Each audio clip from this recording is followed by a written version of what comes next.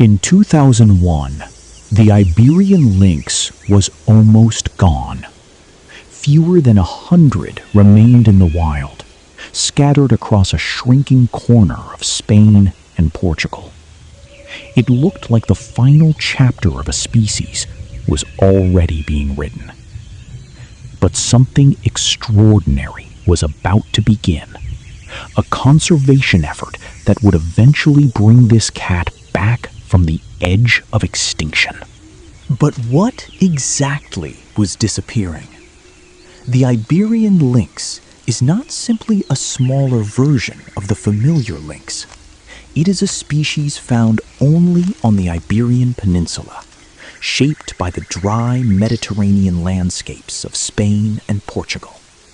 Compact, powerful, and built for hunting rabbits, it evolved into one of Europe's most specialized wildcats. The story becomes darker when we look back. The Iberian lynx once occupied a much larger portion of the peninsula. Over time, its world was broken apart by human development, habitat loss, persecution, and the collapse of the prey it depended on. By the beginning of the 21st century, only tiny, isolated populations remained. And then came the crisis the lynx could not escape. The European rabbit is its essential prey. So when rabbit populations were devastated by disease, the lynx lost the foundation of its food supply. A predator can survive a difficult year, but when its probe disappears across an entire landscape, survival becomes a race against time. By the early 2000s, the Iberian lynx had been pushed into just a handful of isolated strongholds. In some places, only a few breeding females remained. The danger was no longer theoretical. If those last populations failed, there might be nowhere left for the species to recover from. Saving the lynx would require more than protecting a few animals.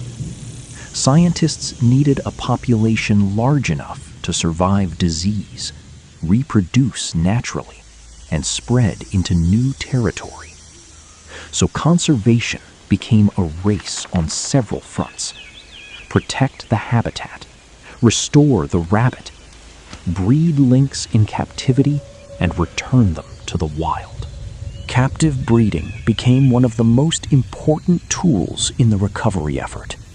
The goal was never to keep the lynx behind fences forever. It was to produce healthy animals, protect genetic diversity, and prepare individuals for the day they could survive without humans, back in the wild. Then came the moment no breeding program could guarantee. A captive-born lynx was taken to the edge of a restored landscape, where the door of its adaptation enclosure opened. There was no applause, no certainty, and no promise it would survive. The animal simply stepped forward into the wild. But releasing a lynx was only the beginning. Now came the real test. Could an animal born under human care recognize prey, avoid danger, establish territory, and reproduce? Every released lynx carried the same question into the wilderness. Could conservation create not just more animals, but a self-sustaining wild population? The answer finally came from the wild itself. Released lynx began surviving, establishing territories, and producing offspring. Then scientists found something even more important. Kittens being born in landscapes where the species had once disappeared. The program was no longer simply releasing animals. It was rebuilding a population. For years, the recovery was almost invisible. Then, the numbers began to change. More lynx were surviving. More females were reproducing. and new territories were being occupied. What had once looked like an inevitable extinction was slowly becoming something nobody had dared to expect. A genuine population recovery. कई साल तक ये बहाली तकरीबन नज़र नहीं आती थी। फिर तादाद बदलना शुरू हुई। ज़्यादा लिंक्स जिंदा रहने लगे, ज़्यादा मादा लिंक्स अफजाइश करने लगी और नए इलाकों में उनकी मौजूदगी दिखाई देने लगी। जो चीज़ कभी यकीनी मादूमियत नज़र आती थी, वो आहिस्ता आहिस्ता ऐसी हकीकी बहाली में The recovery became so significant that the Iberian lynx crossed an important conservation milestone. In June 2024, the IUCN changed its official status from endangered to vulnerable. That single classification represented decades of work, but it did not mean the fight was over. It meant the species had finally stepped back from the most dangerous edge. But this is not a fairy tale ending. Thousands of lynx do not mean thousands of problems have disappeared. Roads still kill animals. Habitat is still fragmented. Rabbit populations remain vulnerable to disease. And a species that came this close to extinction cannot afford to become a conservation success story that people simply stop watching. And there is another lesson hidden inside the recovery. Saving the lynx means saving the ecosystem around it. The predator cannot thrive without its prey. That is why conservationists have also worked to improve rabbit habitat and strengthen rabbit populations.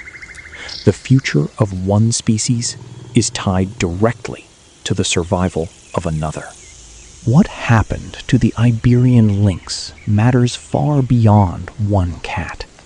Scientists and conservationists have shown that extinction is not always a one-way road. With habitat protection, prey recovery, careful breeding, reintroduction, monitoring, and years of persistence, a species can sometimes be given something it seemed to have lost forever: time. But perhaps the most important question is not how many lynx exist today. It is whether they can remain wild without us forever.